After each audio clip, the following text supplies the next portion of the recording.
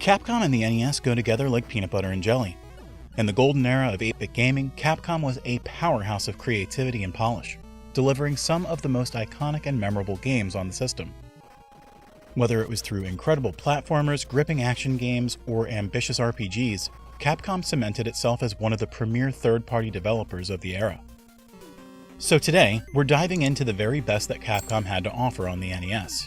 From iconic franchises to underappreciated gems, here are the top 10 Capcom NES games, with a few bonus mentions baked in along the way. We're kicking things off with a hidden gem. Destiny of an Emperor is one of Capcom's most ambitious NES titles, blending RPG mechanics with a tactical, almost strategy-like approach. Based on the Romance of the Three Kingdoms novel, this game puts you in command of a growing army, and instead of the traditional fantasy tropes, you get a historical Chinese setting. What sets it apart is the ability to recruit defeated generals into your ranks, and send multiple characters into battle at once. It's a refreshing take for the NES library, and one of the earliest glimpses at Capcom trying something more experimental. It doesn't get nearly enough love, so we're proud to give it a spot on this list. Strider on the NES is a fascinating case. Unlike the arcade version, this version was developed independently and tells a slightly different story, incorporating more exploratory elements.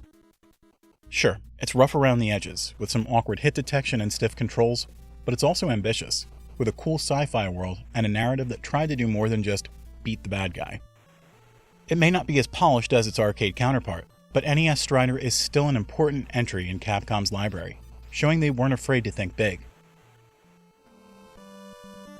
Based on the cult fantasy film, Willow is one of those licensed games that goes way harder than it has any right to. Capcom crafted an action RPG here that feels like a cousin to The Legend of Zelda, with towns to visit, experience points to grind, and magic to master.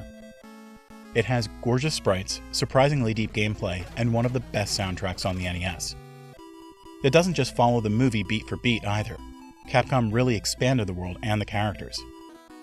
For fans of fantasy RPGs, Willow is a must-play. Capcom was no stranger to arcade-style shooters, and 1943 brought the vertical shoot-'em-up action to the NES in style. As a sequel to 1942, it upped the ante, with improved graphics, power-ups, and a health meter that added a layer of strategy. The NES port is impressive for the time, and still holds up as a great pick-up-and-play experience. While 1942 also made its way to the NES, 1943 is the better game overall.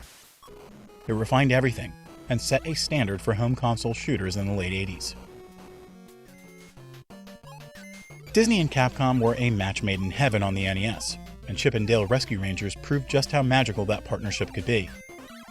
This colorful platformer let players team up in co-op, chucking boxes and dodging robotic dogs through vibrant levels pulled straight from the cartoon. It was accessible enough for younger players, but packed enough challenge for older ones too. The sequel, Rescue Rangers 2, refined the formula with better graphics and more level variety, though it's much harder to find these days. Together, they make a case for being some of the best co-op action the NES has to offer. Few NES games are as infamously difficult as Ghosts and Goblins. Whether it was Arthur's brittle armor, the relentless enemy spawns, or the fact that you had to beat the whole thing twice to see the real ending, this game is tough as nails. But it's also iconic, with spooky atmosphere, tight platforming, and that classic Capcom flair. And if you want more from this universe, we have to give a shout out to Gargoyle's Quest 2. Though it never reached the same popularity, it blended RPG elements and action platforming in an incredibly unique way. While Arthur got all the headlines, Firebrand carved out his own legacy. This one oozes creativity. Little Nemo, the Dream Master, takes you on a surreal trip through dreams, letting you feed candy to animals to use their powers. It's cute, it's colorful, and it hides a real challenge behind its whimsical presentation. Based on the comic strip and animated movie, this game showcases Capcom at their most inventive. Each level has a new twist, and the platforming is rock solid. For many, this was a childhood favorite that still holds up. No jump button? No problem. Bionic Commando took a huge risk by removing traditional jumping and replacing it with a grappling arm. What could have been a frustrating gimmick turned out to be one of the most satisfying mechanics on the NES. The level design forces you to master that swinging movement, and it feels so good when you finally get the hang of it. Toss in a crazy plot involving secret Nazis and one of the most memorable final bosses on the system, and Bionic Commando absolutely earns its top-tier placement. Woo! You knew this would be near the top. DuckTales is a near-perfect NES game. It controls beautifully, has excellent music, and introduced the legendary pogo cane mechanic. Exploring exotic locales and collecting treasure as Scrooge McDuck was a dream come true for many players. And yes, DuckTales 2 was also excellent. It didn't change the formula much, but added new puzzle elements and smoother controls. These games are fondly remembered for a reason, and the remastered edition of the original only helped solidify their legacy. Could it be anything else? The Mega Man series is the defining Capcom experience on the NES. While the original laid the groundwork, it was Mega Man 2 and 3 that truly defined the franchise. Tight controls, killer soundtracks, brilliant boss designs, and that addictive weapon-stealing mechanic. It all just worked. Each new game added something. Mega Man 4 gave us the charge shot, Mega Man 5 brought more story, and Mega Man 6 introduced branching paths and suit upgrades. The fact that all 6 games appeared on the NES is a testament to just how much this series meant to both Capcom and fans alike. Capcom's NES legacy is packed with bangers, and narrowing this list down was no easy task.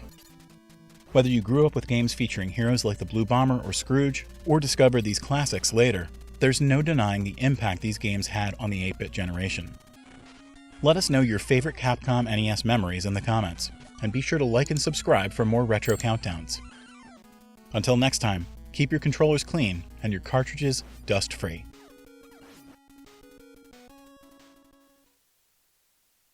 Check out our review for Arcade Paradise. It's a very fun, retro-heavy game.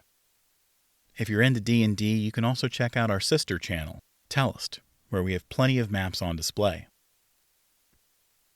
And we'll also be refreshing this channel with new retro reviews, so keep an eye out.